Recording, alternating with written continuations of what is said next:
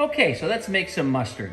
Mustard was really popular in Roman times and ever since, and I guess it was certainly known of before Roman times. So it's an ancient food substance to use on foods to spice it up, give it a different flavor. There are as many different ways to make mustard as there are stars in the sky, I think. It's a matter of personal taste and what you want to make. And so today we're going to make some with India's pride, or pride of India, yellow mustard seed. And we're going to add some brown mustard seed. We're going to add some smoked paprika. We're going to add some ground turmeric. By the way, a lot of the yellow mustards, like the French's mustard, gets its yellow color from the turmeric. Gonna add some onion powder, gonna add some garlic powder, and we're gonna add some of this. Instead of just regular salt, we're gonna add some of this Szechuan salt, which combines the tongue-tingling power of these Szechuan peppercorns with earthy 5-spice powder, musky white pepper, and a hint of sugar. So let's give it a try. We're also gonna use some beautiful reverse osmosis water. I don't have that on the table, but you try to use the purest water that you can. And then we're gonna use some of this, I guess it's Weber's pure apple cider vinegar. This stuff's a little bit less expensive than the Bragg apple cider vinegar that has the mother in it. So for doing something like this is good. And so, let's get to it. Okay, so I took all the dry ingredients. I decided to make a double batch. Who knows how it'll turn out. Put all the dry ingredients in this 1-quart ball mason jar, wide mouth. Gonna put it in there. That's just the dry ingredients. Gonna shake it up real good because I figure that's the easiest way to mix those, right? And by the way, we're gonna make this the easiest possible methodology. There are some that say you have to crush this and do that and wait, blah, blah, blah. This recipe I got out of one of those like Mother Earth type common sense things. And we're just gonna add the liquid in here and we're gonna let it soak for several days. And then that'll soften the seeds and then I'll grind it up and we'll see how it is.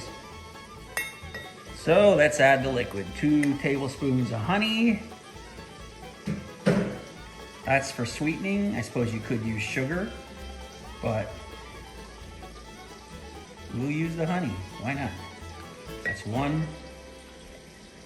And that's 2. So we'll put that aside. Then we're gonna add 3 cups of water. 1 and a half. And we're gonna double up on that. And let's put our other 1.5 cups of water. Reverse osmosis water, filtered water, whatever you wanna call it. Now we're gonna see if we can squeeze a 1/2 cup of this apple cider vinegar in there.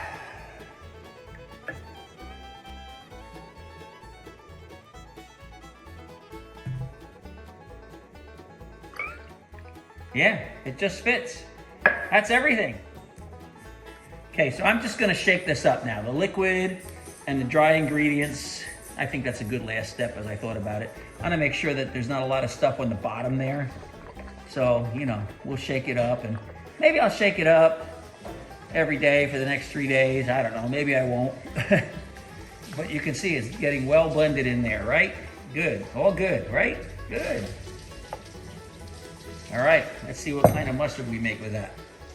So, if you remember what this jar looked like in the previous portion of the video, when I had just filled it, there was a lot more liquid in here, right? Now, these seeds from the mustard plant expand when they rehydrate.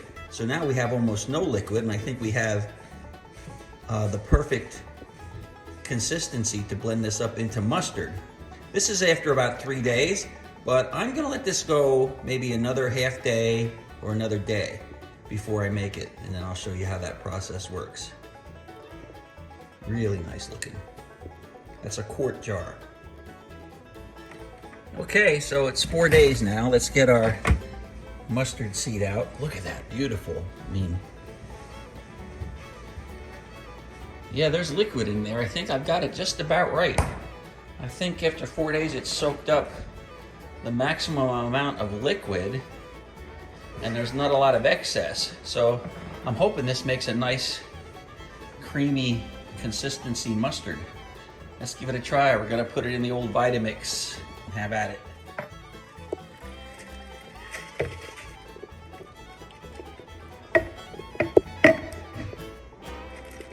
I'm gonna try and get as much of that seed out of there as I can. Shake it down. Waste not, want not. Right, okay, good. You're supposed to start at low speed and then crank it up to higher speed over the course of about 30 seconds to a minute. See, if you go too fast, it stops grinding. Okay, so we'll do it that way for a bit.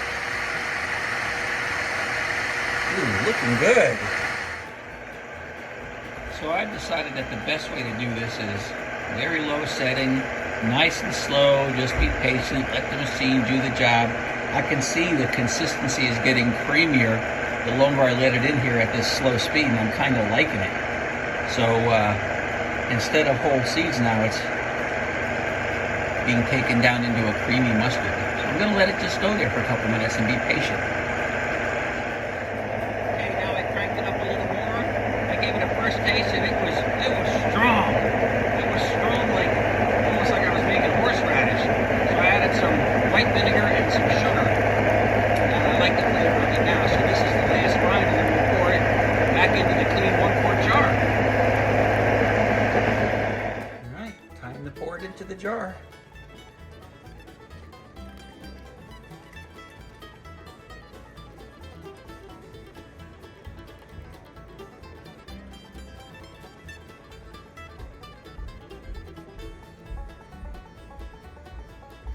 You get the idea. We're going to pour it in the jar for storage.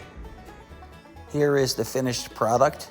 I got a quart and a cup of homemade mustard. It is sharp right now. I know from making horseradish mustard and things like that, that if you want your sinuses cleaned out, you can go ahead and start eating it right away. That's when it's at its strongest.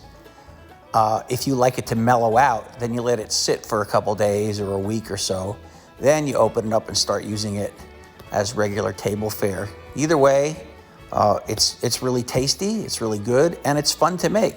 So why not give it a try sometime? Homemade mustard, a tradition that goes way back to its heyday when it got really popular at the Roman Empire, and of course it goes way back before that. And here's an assortment of mustards we have in our refrigerator right now.